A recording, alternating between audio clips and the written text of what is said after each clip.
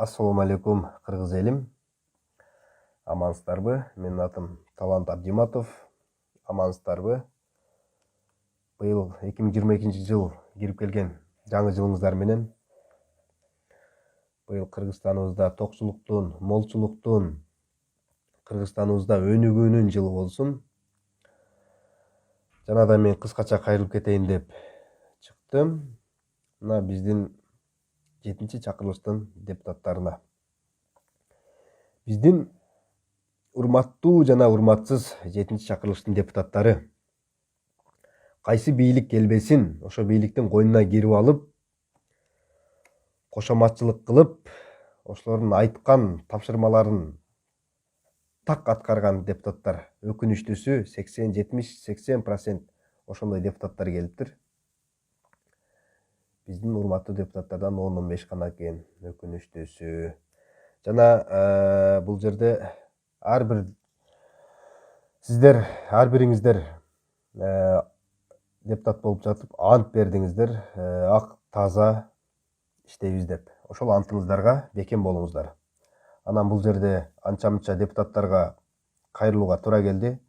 Мына жерде кайсы бийлик келбесин, ошол бийликтин койнуна кире качкан мына Бакыт Төрөбаев, сен иш башталып башталбай жатып, өзүң мыйзамды билбейсиң.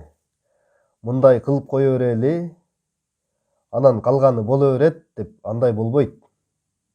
Баарын мына силерге, анча-мынча депутаттарга, мыйзам билбегендерге Адахан Кимсанбаевич көргөзүп койтат. Биз көрүп атабыз, артында калың колдогон эли турат. Мына Адахан Кимсанбаевичке мыйзамдан чыгып каршы иштеген депутаттар угуп коюңуздар. Силер ойлобоңуздар, Адахан Кимсанбаевичти сындырабыз деп.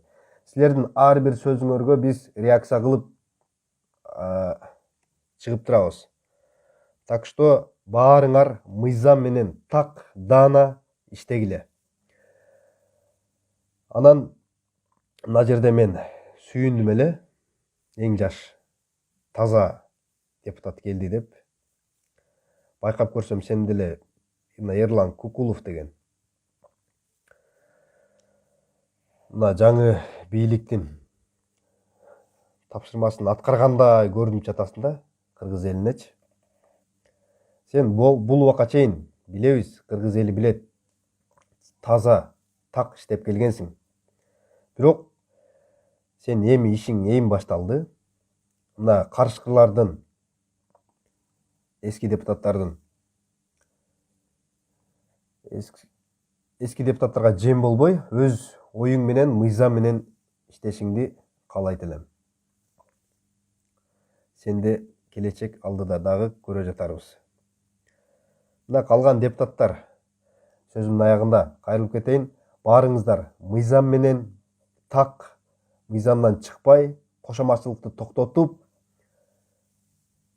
таза иштеңиздер. Баарыңыздарга ийгилик.